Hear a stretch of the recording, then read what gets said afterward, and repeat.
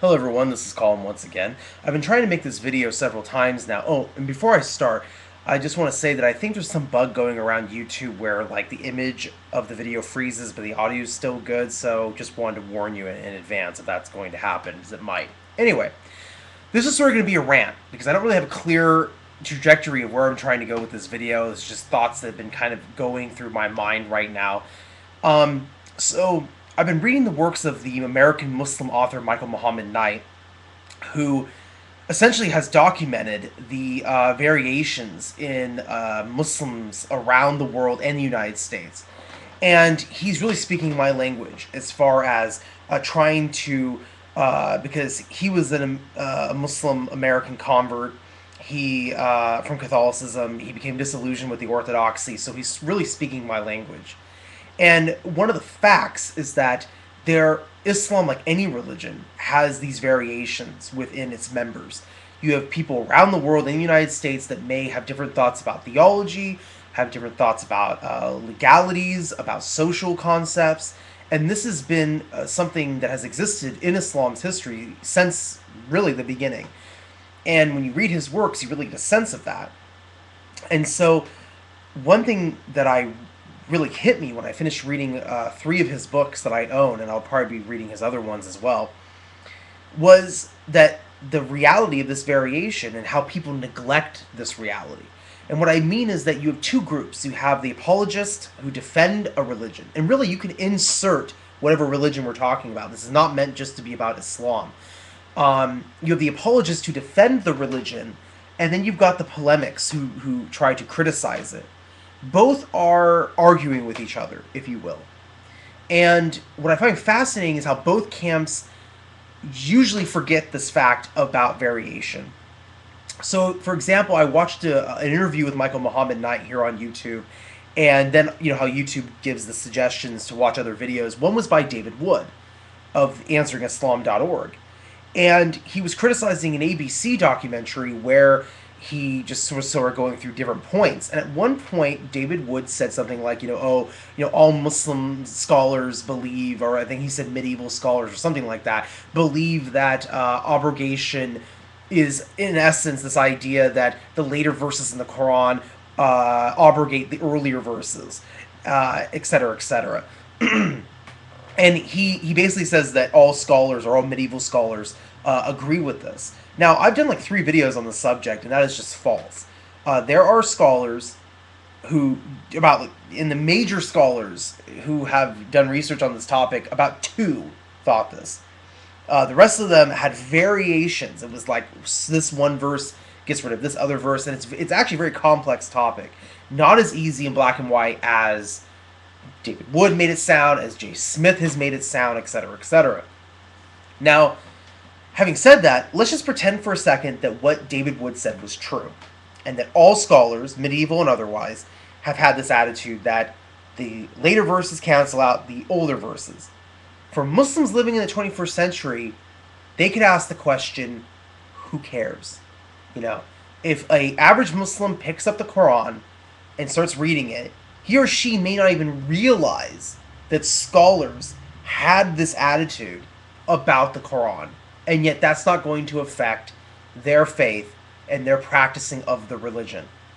In other words, there is so much variation of thought within any given religion that even if a scholar said this, you could find another scholar who disagrees with that, and if that one Muslim goes with that one scholar, why is that a problem? And when I started thinking about this, I realized that people like David Wood and Robert Spencer, when they want to debate about Islam, when they want to tell people that Islam is a religion of evil, etc., all Muslims are terrorists, things like this, they want to create a mold, an image of Islam that they can combat and they can debate. And then you have apologists who are representing usually a Sunni Orthodox perspective, and when they're defending the religion, they're thinking about this is the defense of our religion. So gone is the variation from the discourse. Because what I've noticed is that when I read the works of Robert Spencer and when I hear, David Wood's videos, I think to myself, I've met a lot of Muslims who don't fit this mold. And so Robert Spencer has this idea that, if a Muslim doesn't fit this mold, of being like violent, or thinking the jihad, you have to like, spread Islam by the sword, yada yada yada. This sort of extremism and fanaticism, or really literalistic conservatism.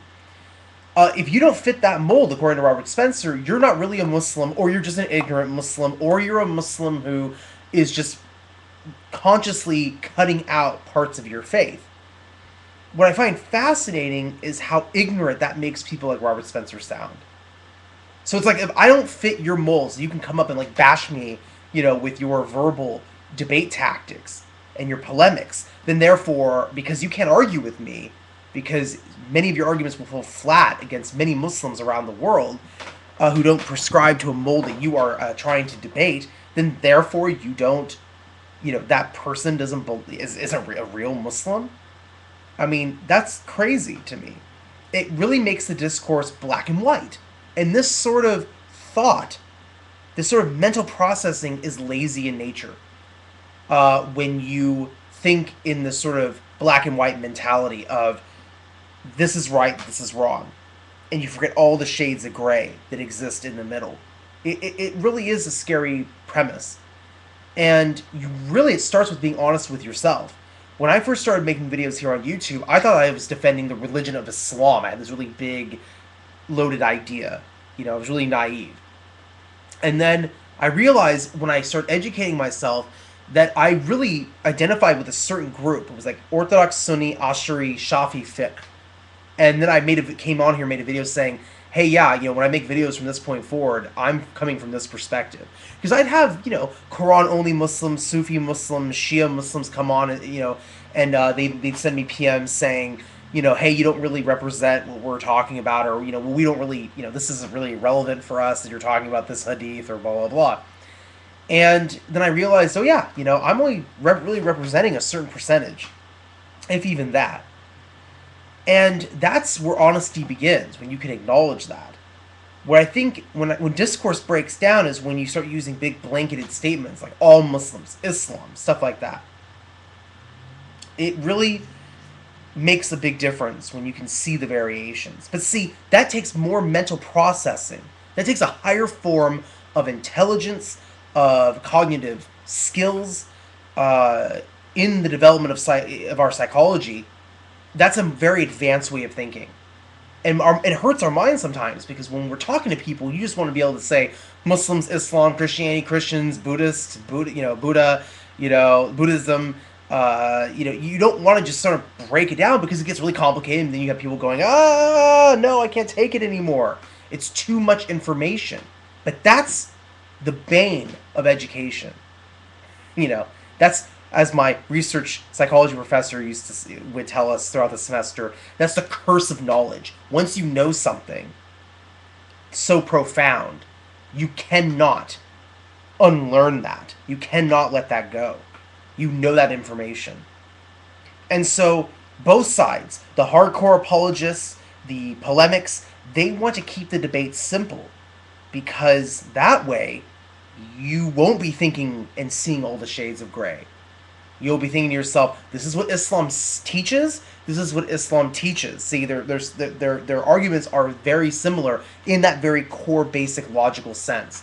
Islam blank, Islam blank, positive and negative. But see the variations within any religion, and suddenly your knowledge base will grow. And then you'll be able to see when someone says, oh, all Muslims hate blank, or all Muslims believe blank, you'll know that, yeah, that might be true for a certain percentage, but that's not the case for everybody.